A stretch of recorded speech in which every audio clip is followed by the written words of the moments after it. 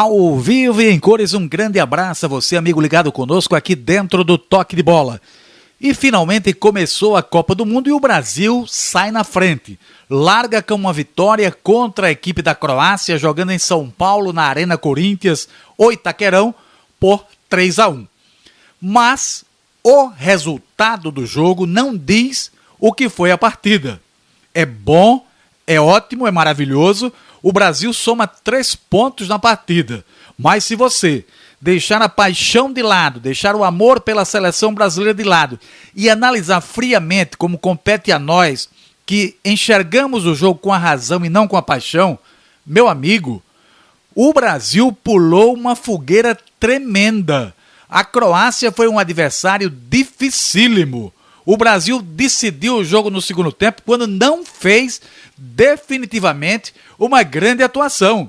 Lembrem-se que o Brasil começou tomando um gol da Croácia, gol contra do jogador Marcelo, um buraco que se abriu pelo lado direito da defesa brasileira, quando o Daniel Alves subiu e não voltou para a composição e nem o Paulinho fez a cobertura. Esse aí foi um ponto fraco da equipe brasileira. O gol do Neymar, apesar da roubada de bola muito boa do Oscar, ali no pé de ferro, conseguindo com força, o Neymar também foi com força para a bola, partiu para cima da zaga, chutou de longe.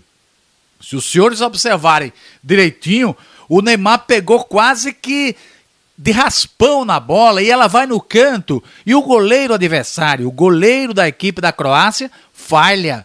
O primeiro tempo termina empatado em 1-1 com Fred, atacante brasileiro, tendo tocado na bola apenas, pasmem os senhores, aos 40 minutos do primeiro tempo. E aliás, este não foi um problema do Fred só no primeiro tempo não. No jogo todo, o Fred participou 5 vezes.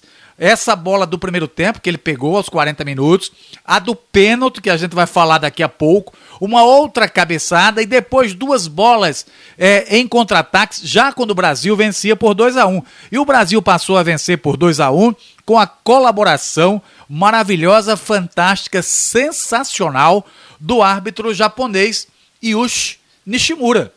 Ele inventou um pênalti, porque aquela jogada não foi pênalti nem aqui, nem no Japão e nem na Croácia. O Fred, na malandragem, quando sentiu a aproximação do zagueiro, estava dentro da área, o zagueiro colocou a mão no ombro dele, ele desmanchou, ele caiu e o árbitro marcou o pênalti.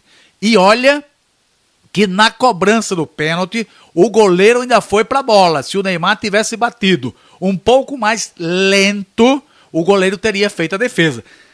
E a partir desse momento, quando o Brasil passou a vencer, os senhores não esqueçam, o time da Croácia mudou, o time da Croácia foi para cima, o time da Croácia pressionava a seleção brasileira, o Júlio César já havia feito 2 defesas importantes na partida, 2 defesas importantes, e aí achou aquele contra-ataque com o Oscar, que deu de biquinho e fez o 3º gol. Então aí ficou a vitória, valeu pela vitória, mas aí oportunidades de melhoria.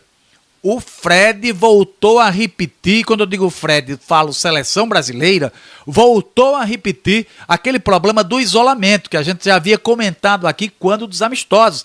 É preciso que se ache um novo posicionamento para o Fred. Ele está jogando muito preso na defesa adversária. Fica difícil para a bola chegar a ele, até porque o time da Croácia, um time muito bom, um time de jogadores que tem qualidade, que toca a bola, marcou no campo dela a Croácia, marcou atrás da linha da bola. E o Brasil teve sérias dificuldades para sair para o jogo, porque enfrentava uma marcação forte. Você já enfrenta uma marcação forte e o seu jogador de referência, o seu atacante, já que o Brasil joga com 2 jogadores defendendo ali à frente da zaga, não é? Exatamente o Paulinho e o Luiz Gustavo, 3 meias e o Fred enfiado lá na frente. Então, ele tem que dar um jeito de vir um pouco mais, de cair um pouco mais pela direita, de ir um pouco mais para o lado esquerdo, fazer uma movimentação maior, porque está muito fácil marcar o Fred. Qualquer garotinho hoje de 5 anos, do jeito que o Fred está jogando lá na frente, sozinho, isolado, vai marcá-lo. Agora, é verdade que é um jogador que tem um índice de aproveitamento muito grande. Uma bola que sobre para ele em condições de gol, a possibilidade dele fazer o gol é muito, mas muito maior do que a de perder. Por isso está na seleção brasileira. Outra coisa, tivemos 3 participações muito boas no jogo do time do Brasil. Primeiro, eu vou dizer aqui pela ordem. Primeiro o Neymar, que foi um cara decisivo, fez o gol de pênalti, fez o gol primeiro do Brasil, chamou a responsabilidade do jogo para ele, um cara de apenas 22 anos, não tremeu numa estreia de Copa do Mundo, tanto é que quando foi substituído aos 40 minutos do segundo tempo pelo Ramírez, e aquela substituição, quando o jogo estava ainda 2-1 para o Brasil, foi uma sinalização clara do técnico Luiz Felipe, reconhecendo o sufoco que naquele momento o Brasil sofria do time da Croácia em busca do empate, em busca de conseguir o gol. E aí foi quando o Brasil teve o contragolpe, que encaixou com o Oscar e ele acabou marcando. Então, primeiro destaque do Brasil para o jogador Neymar. Segundo para o Oscar, que havia sido, nos treinamentos e também nos amistosos, um jogador muito apagado. Chegou-se muito a comentar que o William poderia até ganhar a posição dele, e hoje, na partida contra a Croácia, na minha maneira de ver, fez um grande jogo, fez um gol, teve uma oportunidade no primeiro tempo de pé esquerdo, que obrigou o goleiro adversário a fazer uma monstruosa defesa e construiu jogadas pelo lado direito de ataque do Brasil, além de ter sido importante na marcação.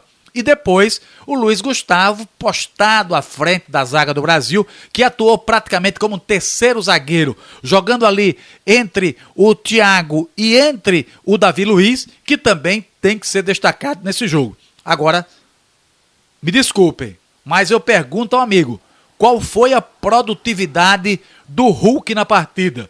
O que fez o Hulk na partida? Apenas correr, saiu cansado, uma corrida improdutiva, chutou apenas uma bola contra o gol adversário, assim mesmo, chutou descalibrado, fraco, para fora, então ficou devendo também essa questão do Hulk. E outro problema que eu já havia alertado aqui quando dos amistosos e que se repetiu agora na estreia da Copa do Mundo. A bola alta ofensiva do Brasil. A bola alta ofensiva do Brasil não está boa, tanto com a bola rolando, quanto quando a jogada é parada através de um escanteio. Durante toda a partida, repito, durante toda a partida, você não viu um aproveitamento positivo do ataque brasileiro. Nem mesmo nas jogadas de bola parada, são jogadas de escanteio ou faltas ao lado da área, quando os 2 zagueiros brasileiros, o Thiago Silva e o Davi Luiz, vão para a área. Não houve esse aproveitamento, então continua o mesmo problema. O problema da bola alta na zaga adversária e também essa questão do posicionamento do Fred. Acho até que o Bernardo deu mais movimentação ao time brasileiro quando entrou no lugar do Hulk. Pelo menos foi um cara que correu mais, produziu, se soltou. Acho que aí é de repente uma dúvida, é uma oportunidade de melhoria, são oportunidades de melhoria no time brasileiro para que o técnico Luiz Felipe Scolari trabalhe já para o próximo jogo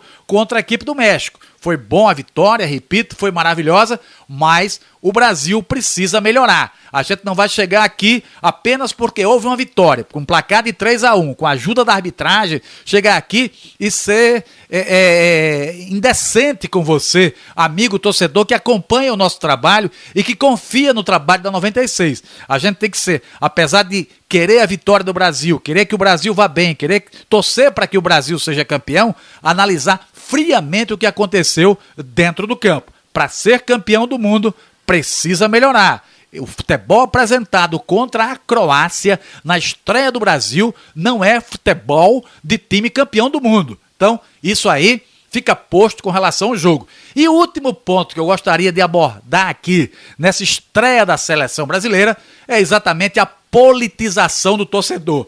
Parabéns, mas parabéns mesmo ao torcedor brasileiro que foi para o campo, que apoiou o time do Brasil o tempo todo, incentivou, mesmo quando o time estava atrás do placar. O torcedor esteve lá apoiando, incentivando o torcedor e incentivando o time. E aos 44 minutos do segundo tempo, Olha só, olha que politização do povo brasileiro. 44 minutos do segundo tempo. Brasil ganhando de 3-1, vitória assegurada.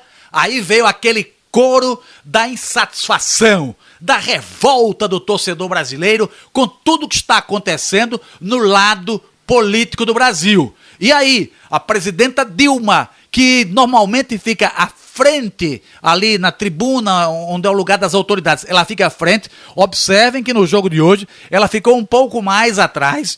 Observem que ela não falou na abertura da Copa do Mundo, que normalmente o presidente do país que está abrindo uma Copa do Mundo, ele dá aquela célebre frase, abre aspas, declaro aberta a Copa do Mundo no Brasil, fecha aspas. Não houve essa palavra em momento nenhum. O serviço de som do estádio falou o nome dela, em momento nenhum. A imagem dela foi mostrada no telão do estádio, porque era uma orientação para preservar a presidenta de uma sonora vaia que estava sendo aguardada. Mas aí o torcedor apoiou o Brasil, mostrando que o torcedor sabe diferenciar o lado político, a questão política, a situação difícil por que passa esse país, o superfaturamento nos estádios, o gasto de dinheiro público para construir estádio, a falta de saúde, a falta de educação, os mensaleiros, enfim,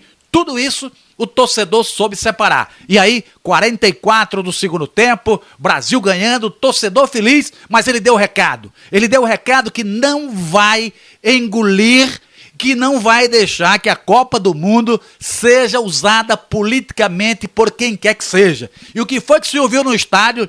Ei, Dilma, vá, e aí eu não posso completar a frase do torcedor. Ali o torcedor mostrou a sua politização e mostrou que está sabendo diferenciar o futebol, o apoio à seleção brasileira e não vai permitir o uso político eleitoral da Copa do Mundo por quem quer que seja. É o que penso. Um grande abraço a vocês. Continuem com os craques do Timaço Show de Bola e o Toque de Bola. Boa noite.